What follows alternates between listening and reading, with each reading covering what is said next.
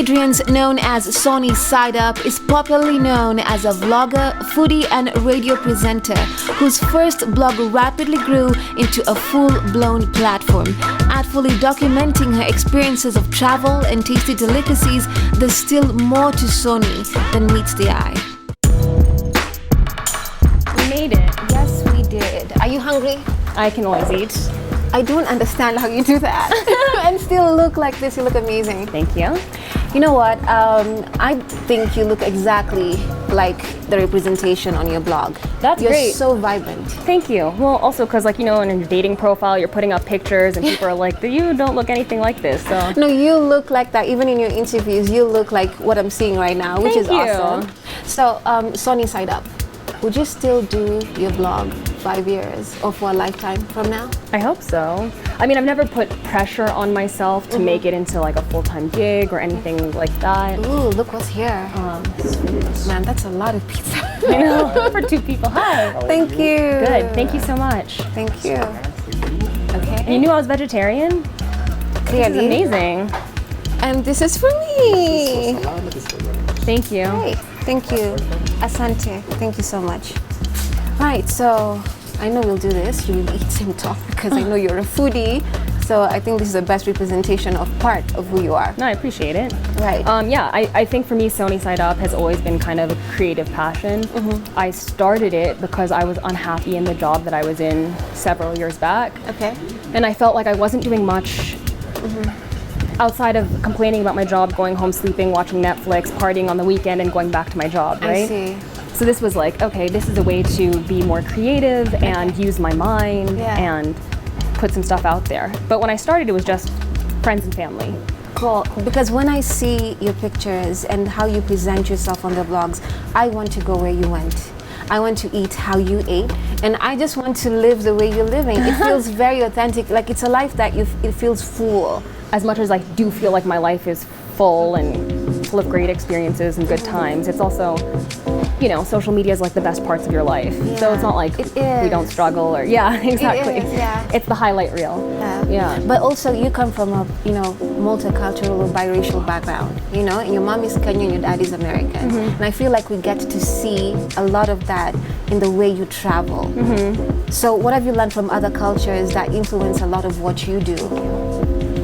Yeah, I don't know how much my mixed race plays into my travel outside of the fact that I'm fortunate enough to have a passport that allows me to travel to a lot of places without a visa, right? That's a huge privilege of mine. Yes, okay. But I do think every time I travel somewhere and I return home, even when it's local travel, like to the beach or the safaris, it gives me a new perspective on life. And sometimes I think we get caught up in this Nairobi bubble of always doing the same routine, rushing to accomplish things. And when you take a second to step away, you realize there's a big world out there. I love that. And a lot of what we're stressing about is so minor. I love that. So I feel like I get that a lot with travel. I go look at other people living their lives in other towns, cities, countries. Now speaking of pressure, I also heard you say in an interview that you're waiting to reach 10K. And it's like you're on 9,630 something and you kept on going back to 19 and you're like, what is going on? Why did it feel like there was a pressure to reach 10K? So because I didn't know if it was a joke or you were actually serious about getting to 10K.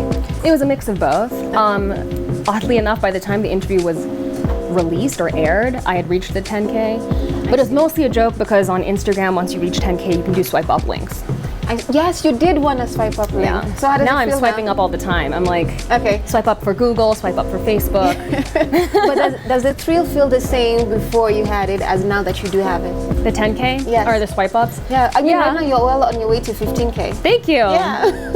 Yeah, maybe I should start. No, I'm kidding. I won't campaign for 15K. But the novelty wears off quickly, but I do like having swipe up links.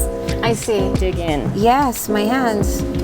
As we do this lovely thing, so this is how you live, right? Like just, your pizza and stuff. I love that you do not care. And I may have just maybe 2 slices of this and I'm done because, well, we're not going to pretend. Okay, so are you fully vegetarian or do you just, it's a lifestyle choice, as you mean? Yeah, so I kind of decided to try being vegetarian last October. I'm not super strict about it. Like, if I'm at the beach, I'll have seafood. I don't eat any meat, chicken or beef or what have you. Okay. But I also find the more forgiving I can be with myself, the easier it is to stick to something. I see. Because it feels like an everyday choice. Okay. And not like if I eat meat, I failed. You know. And speaking of everyday choices, look at you with a degree in public relations. Yeah. Yeah. And I feel, if I can say, listening to some of your past interviews, it came full circle for you because you're on radio right now.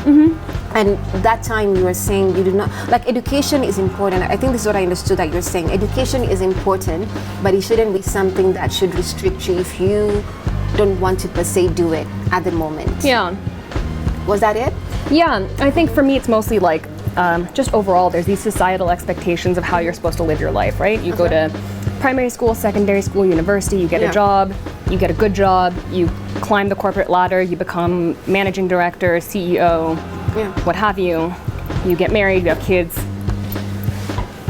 And I realize I'm coming from a point of privilege after having gone to uni myself, saying you don't need uni, but uni is kind of like, it's a basic requirement for a lot of... Would you apologize for your perspective? No.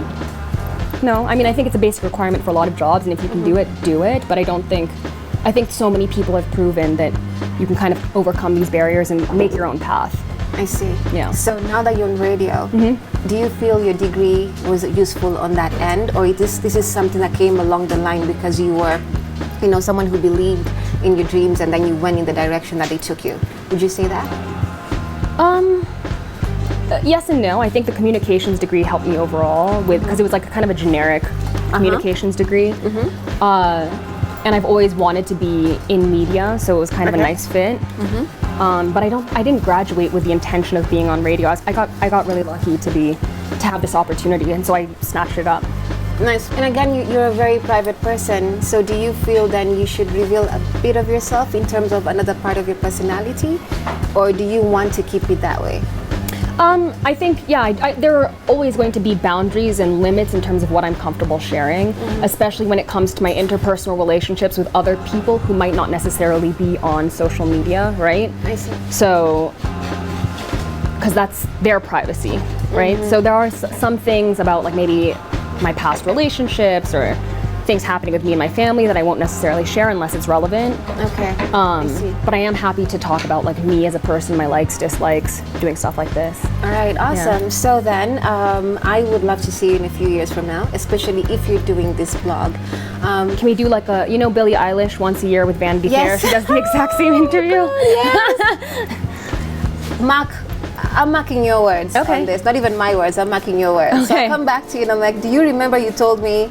Yes. So we can do this again and I'll see how you feel about life in general, you know, about kids, about stuff. Is it cliche anymore? Are you cliche anymore? So, Soni, thank you. Thank you. This has been a great catch up. Yeah, thank you. I'm excited to keep eating and please, hanging out. Let's continue. Yeah. Let's continue.